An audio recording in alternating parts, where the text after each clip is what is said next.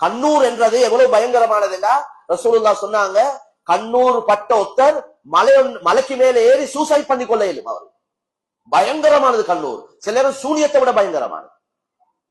எங்களுக்கு எல்லாம் காட்டணுமே, ஆடம்பரம் தான் எங்கட கவலையான விஷயம். அது எங்களுக்கு சொல்லிருக்கு, இஸ்தஈனு பில் கித்மான், மறைச்சு மறைச்சு உங்களோட வேலை வெட்டியெல்லாம் செஞ்சுக்கோ. எங்களுக்கு இருக்கிறது 50 அதை 150 காட்டத்தான் இருக்கும். அதனால மேலான சொல்ல, இதெல்லாம் கட்டாயம் வாழ்க்கையில ஒரு புள்ள கிடைச்சதோட போட்டோ எடுத்தாச்சு எல்லாருக்கும் வாட்ஸ்அப்ல அனுப்புறது.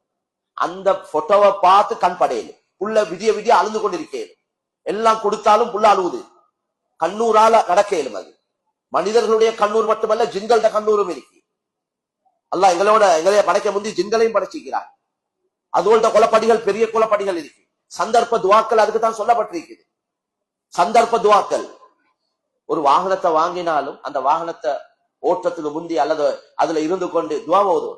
கல்யாணம் முடிச்ச உடனே பொண்டாட்டிய சந்திச்சு முதல் தடவையாக மனைவியை சந்திச்சா நெத்தி முடிய பிடிச்சு துவா சொல்லப்பட்டிருக்கிறது. அந்த துவாவை தான் ஓதும் இருக்கு. யா அல்லாஹ், இந்த பெண்ணுடைய இந்த வாகனத்துடைய நலவை உனக்கிட்ட கேட்கிறேன், இந்த வாகனத்துடைய கெடுதல் இருந்து பாதுகாப்பு தேவை. இவரு கஷ்டப்பட்டு சம்பாதிச்சு சல்லி கொடுத்து வாங்கின வாகனம், அதாலே இவருக்கு மௌத் அமையேன். அல்லாஹ் எல்லோரையும் பாதுகாப்பானா. அதே வாகனத்தை ஓட்டி கொண்டு போயிட்டு அவருக்கு மௌத்து வந்துடும். எவ்வளவு சம்பவங்கள் பார்க்கிறோம்.